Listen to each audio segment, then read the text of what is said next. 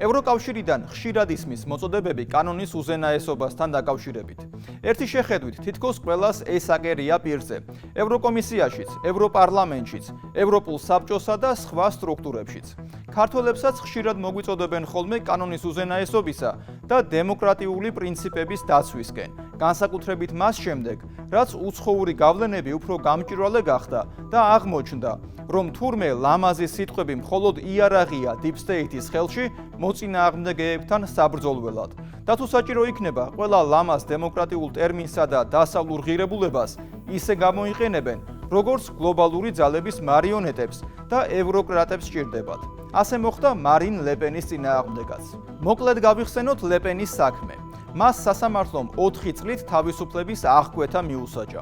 დაწესებული სასჯელი იყოფა ორ ნაწილად. 2 წელი მკაცრი სასჯელი, რომელიც შეიძლება მოიხადოს ელექტრონული სამაჯურით, ანუ შინაპატიმრობით და 2 წელი პირობითი სასჯელი. ამას ზემოდან ემატება ისიც, რომ ლეპენს საჯარო თანამდებობის დაკავება 5 წლით აეკრძალა, რაც ნიშნავს, რომ 2027 წლის საპრეზიდენტო არჩევნებში მონაწილეობას ვერ მიიღებს. განაჩენი ძალაში დაუყოვნებლივ შედის და აპელაციას არ ექვემდებარება. ლეპენსა და მისი პარტიის 24 წევრს, პარტიის ოფიციალურ პირებს, თანამშრომლებს, ყოფილ დეპუტატებსა და საპარლამენტო ასისტენტებს ბრალი ედებოდათ ევროპარლამენტში მუშაობისთვის გამოყოფილი თანხების გამოყენებაში იმ თანამშრომლების დასაფინანსებლად, რომლებიც მათი პარტიისთვის მუშაობდნენ. საუბარია 2004-დან 2016 წლამდე პერიოდზე. შემდეგ აღმოჩნდა, რომ თურმე მხოლოდ ლეპენი არ ყოფილა ისეთი, ვინც ევროპარლამენტში მსგავსი პრაქტიკით იყო დაკავებული.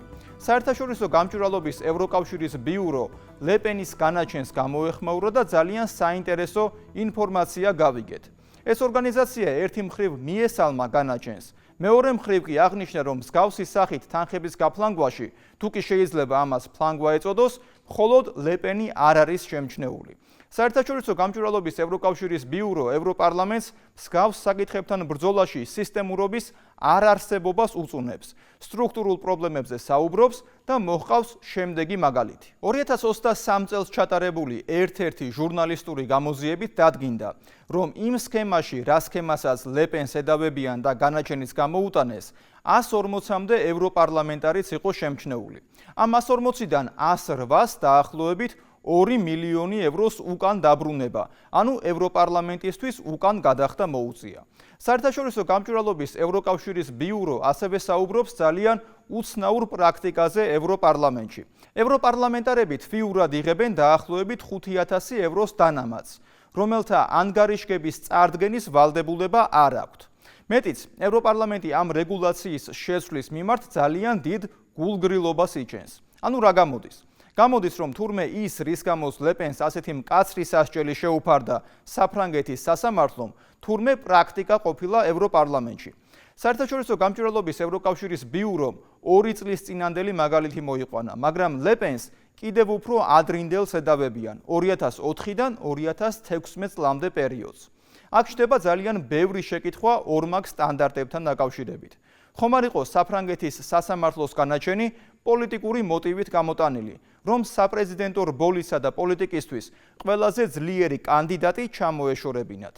ისეთი კანდიდატი, რომელიც რეალურ წინააღმდეგობას გაუწევდა Deep State-ის მარიონეტ მაკრონს და მის გუნდს.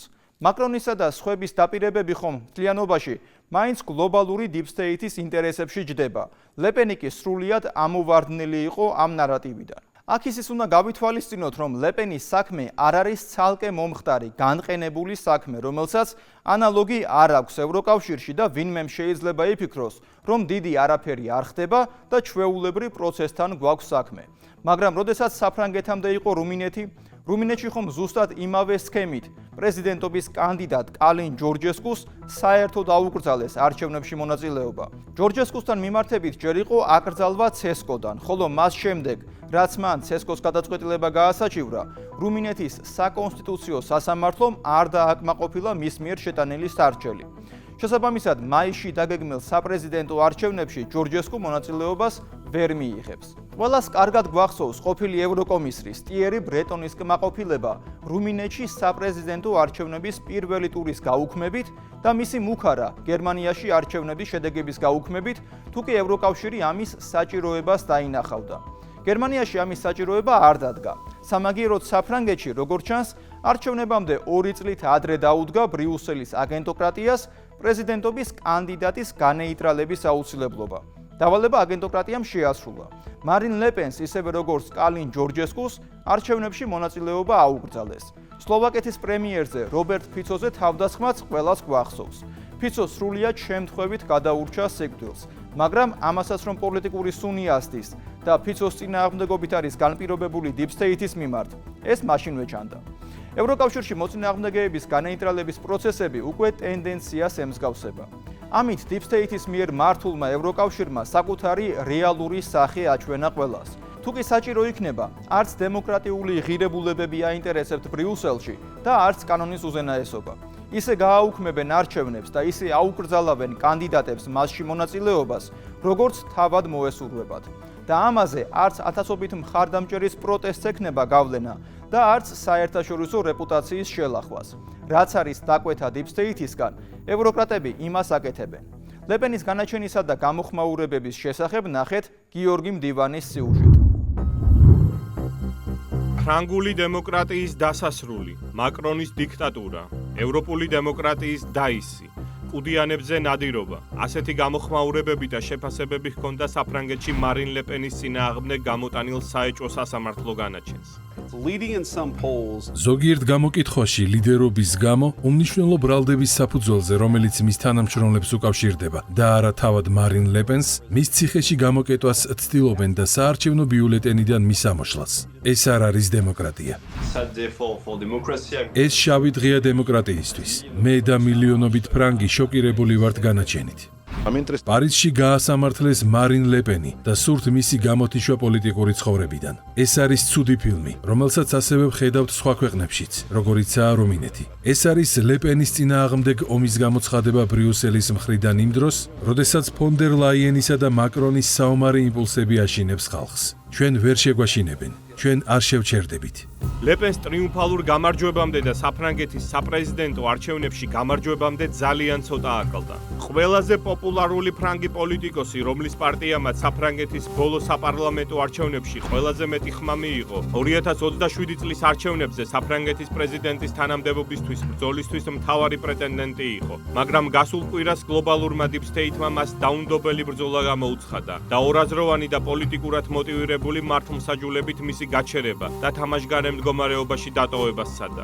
ლეპენმა პარიზის სასამართლო დემონსტრაციულად დატოვა, სანამ მოსამართლე განაჩენს გამოაცხადებდა და 8 თანაპარტიელთან ერთად მას ევროკავშირის ფინანსური სახსრების გაფლანგვაში დამნაშავედ აღიარებდა.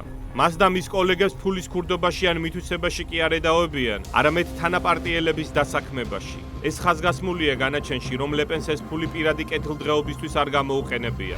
მარინ ლეპენის ადვოკატმა სასამართლოს გადაწყვეტილებას დემოკრატიაზე თავდასხმა უწოდა. ეს სრულიად მოჯადოებული წრეა. ამით სასამართლომ მათივე ტერმინი რომ გამოვიყენო, დარტყმა მიაყენა დემოკრატიას. სასამართლოს ვერდიქტით ლეპენს 4 წლით თავისუფლების აღკვეთა მიესაჯა, საიდანაც 2 წელი მას ელექტრონული სამაჯურით მოუწევს სიარული. დანარჩენი 2 წელი კი პირობითი სასჯელია. მარინ ლეპენს პირადად 100,000 ევროს ოდენობის ჯარიმის გადახდა დაეკისრა, ხოლო მის პარტიას 2 მილიონი ევროს გადახდა მოუწევს. ეროვნული ფრონტის ლიდერს და პარტიის სხვა წევრებს ბრალიედებათ ევროკავშირის სახსრების არამიზნობრივ ხარჯვაში, თანაშემწეების ფიქტიურ დაქირავებაში და ევროკავშირის ბიუჯეტიდან 3 მილიონი ევროს გაფლანგვაში პარტიული ფინანსებისთვის. განაჩენის ყველაზე მძიმე და პოლიტიკურად მოტივირებული ნაწილი 5 წლიანი აკრძალვა არჩევნებში მონაწილეობის მიღებაზე. მაგრამ მთავარი აქ ისაა, რომ ეს 5 წლიანი შეზღუდვა არჩევნებში კენჭისყრაზე და საჯარო თანამდებობის დაკავებაზე ლეპენისთვის მომენტალურად შევიდა ძალაში. აპელაციის განხილვამდე, სწორედ აქაა დამარხული ძაღლის კუდი. ეს შეზღუდვა უნიკალურია და სწორედ აქ ჩანს, რომ ეს პოლიტიკურად მოტივირებული მართლმსაჯულებაა. ამ მოსაზრებას ის ფაქტიც ამყარებს, რომ სასამართლოს გადაწყვეტილებით ლეპენს ეგზალება ასევე დროებითი შეზღუდვის გასაჩივრებაც არჩევნებში მონაწილეობასთან დაკავშირებით, რაც არა მხოლოდ ფრანგული სასამართლოს ისტორიაშია უპრეცედენტო შემთხვევა, არამედ მთელი მსოფლიოს მასშტაბითაც ძნელი იქნება მსგავსი ანალოგის მოძებნა.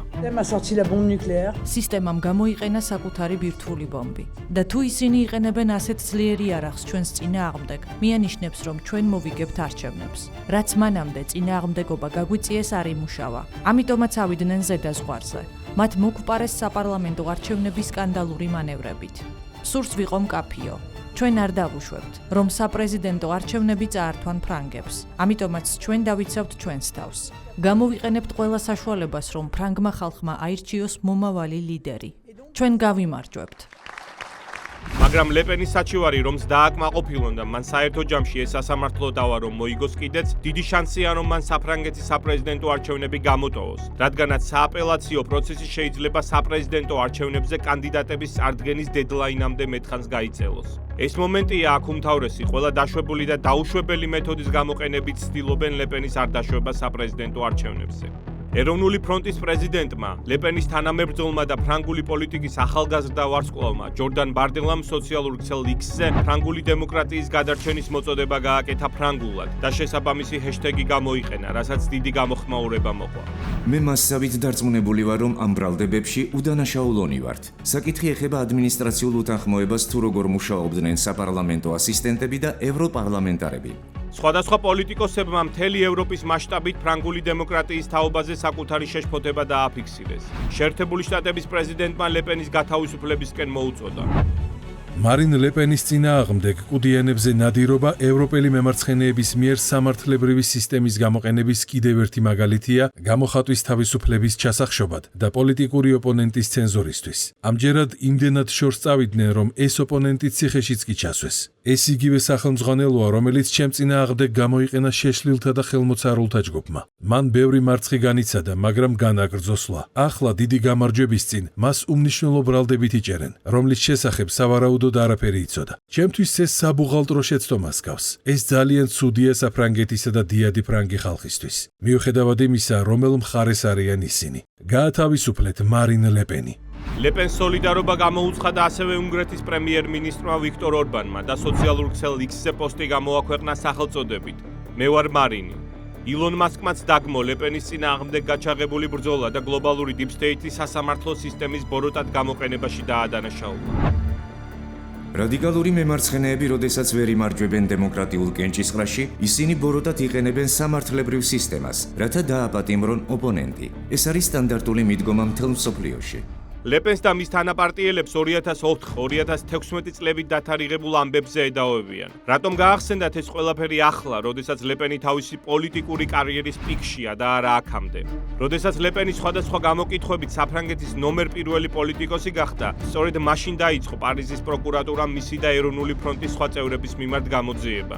რამდენად სერიოზულია ის ბრალდება, რაც ლეპენს წაუყენეს ასეთი მკაცრი სასჯელისთვის. როგორც ირკვევა, ყოველ მეხუთე ევროპარლამენტარს ჰქონია ის წესი დარღვეული, რასაც ლეპენს ედაობიან, მაგრამ ამის მიუხედავად თითქმის არც ერთი მათგანი დამნაშავედ არ უღიარებიათ. ეს გარემოებაც ამყარებს იმ ფაქტს, რომ ფრანგი პოლიტიკოსი პოლიტიკური მართლმსაჯულების მსხვერპლია და ის სადამსჯელო ღონისძიებაა მის გასაჩუმებლად. ევროკავშირს არასდროს არ გამოუქვეყნებია სრული ანგარიში იმ ევროპარლამენტარების თაობაზე, ვისაც ისეთივე დარღვევა აქვს, რის გამოც ლეპენი დამნაშავეცნეს. თუმცა, Follow the Money-ის საგამოძიებო ვებგვერდზე გამოქვეყნებულია ის მტკიცებულებები, რომლის თანახმადაც 2019-2022 წლებში ევროპარლამენტის 129 წევრი იმ კანონდარღვევაში იყო მხილებული, რასაც პარიზის პროკურატურა ლეპენს ედაოება. ამის მიუხედავად, მხოლოდ ერთი ევროდეპუტატის და ევროკომისიის ვიცე-პრეზიდენტის ევა კაილის წინააღმდეგ დაიწყო საგამოძიებო პროცესი. მაგრამ ევა კაილი დიდი ევროპული კორუფციული სკანდალის კატარგეიტის ეპიცენტრში იყო. მას ყატარის შეიხებისგან დიდი ოდენობის ქრთამის აღებაში ადანაშაულებდნენ ყატარის სასარგებლო განცხადებების გაკეთების სანაცვლოდ. და ეს იყო მთავარი მიზეზი, თუ რატომ დაიწყო მის წინააღმდეგ სამართალწარმოება. შორს რომ არ წავიდეთ საფრანგეთის ამჟამინდელ პრემიერ-მინისტრს ფრანსუა ბაირუს ლეპენის ანალოგიური ბრალდება წაუყენეს. მაგრამ ის ლიბერალი პოლიტიკოსია, ევროკავშირის გულმხურვალე გულშემატკივარი და მაკრონის მოკავშირე. აბა გამოიცანით რა განაჩენი გამოუტანა მას სასამართლომ. მას ბრალი მოუხსნეს და არანაირი სასჯელი მისთვის არ დაუკისრებიათ. ანუ გამოდის, რომ რაც ეპატიება ევროპარლამენტის ათეულობით წევრს, არ ეპატიება ლეპენს. ისინი, ვინც დიპ-სტეიტის მორჩილებით გამოირჩევიან, პრივილეგირებულ პოზიციაში არიან, ხოლო ვინც გლობალისტური დღის წესრიგის მიმართ კრიტიკულ დამოკიდებულებას ავლენს და საკუთარი ქვეყნის ინტერესებით ოპერირებს, მათ წინააღმდეგ შერჩევითი სამართლის გამოყენება ხდება. ლეპენის თანამებრძოლი და ასევე ერთ-ერთი ბრალდებული ბრუნო გოლნიში მიიჩნევს, რომ ევროკავშირში უკვე პრაქტიკად იქცა იმ პოლიტიკოსების აკრძალვა, ვინც სისტემას გამოწვევას უქმნის და მას რუმინეთის მაგალითი მოჰყავს.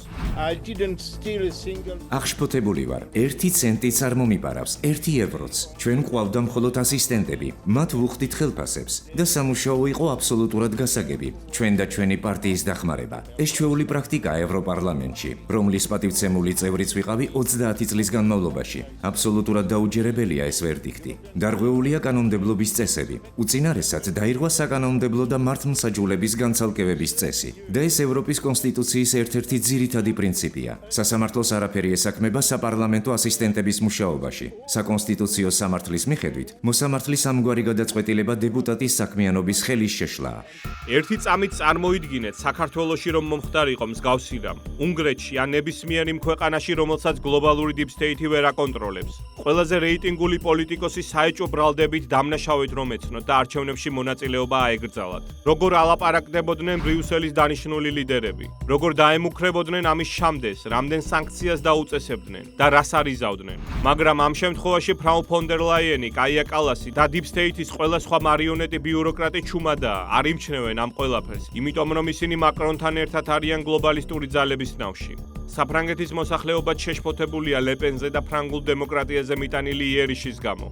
ეს ქალბატონი ბრალს სდებს სისტემას, რომელიც ყოველთვის გამონახავს მიზეზს, რომ ჩამოიშორონ ის ხალხი, რომელიც მას აწუხებს. რეალურად კი ეს ის ხალხია, რომელსაც შეუძლია საშიში მდგომარეობაში მყოფ ქვეყანაში ცვლილებების მოხდენა.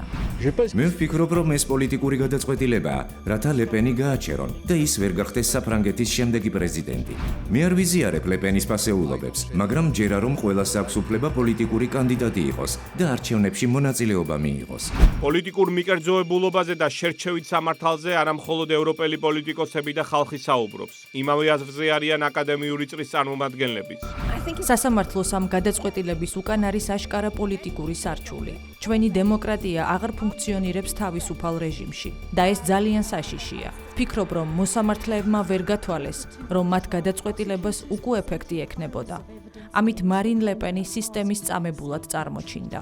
როგორც ეროვნული ფრონტის ლიდერმა მარინ ლეპენმა განაცხადა, ის ყველა შესაძლო სამართლებრივ ბერკეტს გამოიყენებს პარიზის სასამართლოს მიერ მიღებული საეჭვო გადაწყვეტილების გასაჩივრების მიზნით. ის აპირებს, რომ საფრანგეთის საკონსტიტუციო სასამართლოს მიმართოს. ასევე ადამიანის უფლებათა ევროპულ სასამართლოშიც აპირებს სარჩელის შეტანას. თუმცა მთავარი დაბრკოლება აქ იმაშია, რომ ეს სასამართლო დავა დროში გაიწელება. ლეპენის მთავარი შემცვლელი კი შეიძლება პარტიის ერთ-ერთი ლიდერი, 29 წლის ჯორდან ბარდელა გახდეს. ბარდელა საკმაოდ დიდი პოპულარობით სარგებლობს საფრანგეთში, მაგრამ მას ლეპენზე დაბალი რეიტინგი აქვს.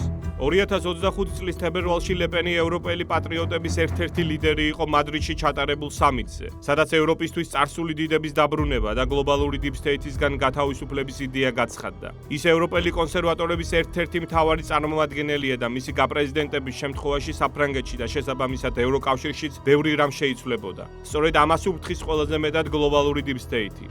თქვენ გაშინებთ ეკონომიკური პატრიოტიზმი. ყველაფერი ის, რაც უპირატესობას მისცემს ფრანგულ კომპანიებს.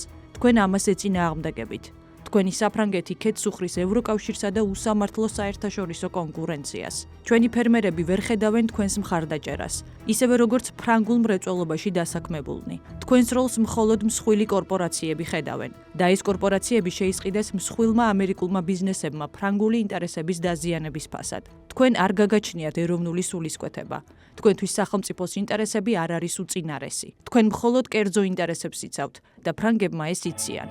უახლეს ისტორიას თუ გავიხსენებთ, აღმოვაჩენთ, რომ ეს პოლიტიკურად მოტივირებული მართლმსაჯულების პირველი შემთხვევა არაა ბოლო აწლეულების საფრანგეთში. 2012 წელს დომინიკ სტროს-კანი ჩახსნეს საპრეზიდენტო რბოლიდან. ის საფრანგეთის სოციალისტური პარტიის წევრი იყო. 2007-2011 წლებში სტროს-კანს საერთაშორისო სავალუტო ფონდის დირექტორის თანამდებობა ეკავა. ამ ორგანიზაციაში მუშაობისას ის არაერთხელ დაუპირისპირდა მმართველ გლობალისტურ დისკურსს. დაუფარავად აკრიტიკებდა ამერიკელებს და ამერიკული ბანკების როლის ხაზგასმას ახდენდა 2008 წლის მსოფლიოს ეკონომიკური კრიზისის პროვოცირებაში. 2008 წლის ფინანსურ კრიზისზე გადაღებულ დოკუმენტურ ფილმში Inside Job დომინიკ სტროს-კანი ამბობს, რომ შეერთებული შტატების ფინანსთა მინისტრის ჰენრი ჰოლსონის მიერ ორგანიზებულ აღშამზე იმყოფებოდა, სადაც შეერთებული შტატების უმსხვილესი ბანკების ხელმძღვანელებიც იყვნენ და მათ აღიარეს, რომ ისინი ძალიან ხარბები არიან და ეკონომიკური კრიზისის პასუხისმგებლობის ნაწილი საკუთარ თავზე აიღეს.